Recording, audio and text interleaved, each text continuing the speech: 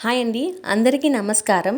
కార్తీక పౌర్ణమికి మన పురాణ కథనాల ప్రకారం మరో కథ కూడా ప్రాచుర్యంలో ఉంది. అదేంటో ఇప్పుడు చూద్దాం. ఈ పౌర్ణమికి త్రిపురా పౌర్ణమి అని మరొక పేరు కూడా ఉంది. తారకాసురుడి ముగ్గురు కుమారులు బ్రహ్మను మెప్పించి ఎక్కడికైనా స్వేచ్ఛగా సంచరించగలిగే 3 వరాలను వరంగా పొందారు వాళ్ళు.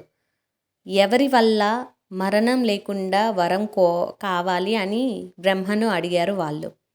అది సాధ్యం కాదన్నాడు బ్రహ్మ.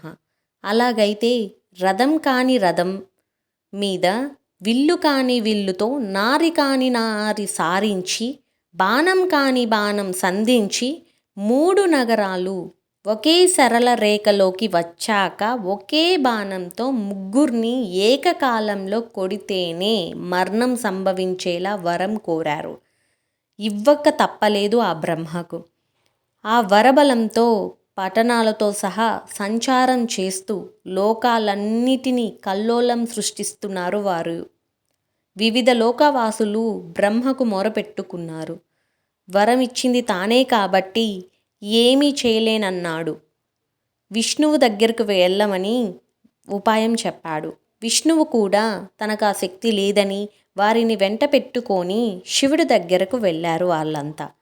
దేవతలందరూ సహకరిస్తే కానీ తానీ పని చేయలేనన్నాడు శివుడు. ఆ మాటతో భూమి రథం కాని రథంగా మారింది. మేరు పర్వతం విల్లు కాని విల్లుగా మారింది. ఆదిశేషువు అల్లెతాడు కాని అల్లెతాడుగా మారారు. శ్రీ మహావిష్ణువు బాణం కాని బాణంగా మారారు. వీరందరూ సమాహార శక్తితో శివుడు త్రిపురాసురులను సంహరించాడని, అందువల్ల ఈ పేరు వచ్చిందని పురాణ కథనం.